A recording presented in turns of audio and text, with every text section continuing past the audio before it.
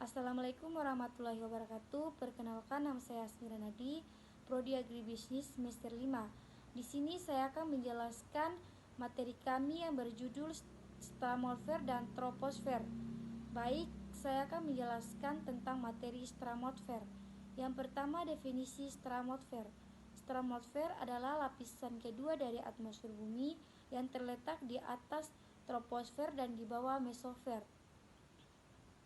Stratosfer dimulai dari ketinggian sekitar 10 hingga 12 km di atas permukaan bumi dan memanjang hingga sekitar 50 km.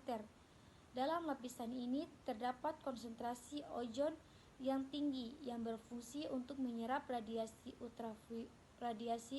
ultraviolet atau UV dari matahari. Yang kedua, karakteristik stratosfer. Berikut ini karakteristik daripada stratosfer, yaitu A. Suhu, B. Kelembapan rendah, C. Stabilitas atmosfer, D. Komposisi gas. Yang ketiga, fungsi utama stratosfer. A. Perlindungan dari radiasi UV, B. Stabilitas penerbangan, C. Sirkulasi atmosfer global. Selanjutnya, yang keempat, dampak perubahan iklim terhadap atmosfer. Di sini terdapat 3 dampak, yaitu yang pertama penipisan ozon, yang kedua perubahan suhu, yang ketiga fenomena cuaca ekstrim. Yang terakhir, pentingnya stratosfer bagi kehidupan. Stratosfer memiliki peran krusial dalam mendukung kehidupan di bumi. Yang pertama, perlindungan lingkungan, yang kedua dukungan penerbangan, dan yang ketiga pengaruh terhadap iklim. Baik, itulah tadi tadilah sedikit penjelasan dari saya tentang materi stratosfer. Selanjutnya, materi troposfer dijelaskan oleh saudara Ina. Baik, sebelumnya Assalamualaikum warahmatullahi wabarakatuh. Di sini saya akan melanjutkan materi dari pematerian pertama. Materi yang berikut yaitu troposfer. 1. Pengertian troposfer. Troposfer adalah lapisan atmosfer terendah yang tebalnya kira-kira sampai dengan 8 hingga 18 km di atas permukaan bumi. Hanya di lapisan atmosfer ini terdapat kehidupan. Dalam troposfer ini terdapat gas rumah kaca yang menyebabkan efek rumah kaca, pemanasan global, dan merupakan satu-satunya lapisan atmosfer yang mengalami fenomena cuaca. Lapisan troposfer memiliki kombinasi gas yang dianggap paling baik untuk mendukung kehidupan di bumi. Lebih dari 80% kandungan gas atmosfer terdapat di lapisan ini. Selanjutnya, struktur troposfer. Struktur troposfer terdiri dari 3 sub-lapisan, yaitu yang pertama, lapisan planet air, yang kedua, lapisan konveksi, yang ketiga, lapisan tropopause.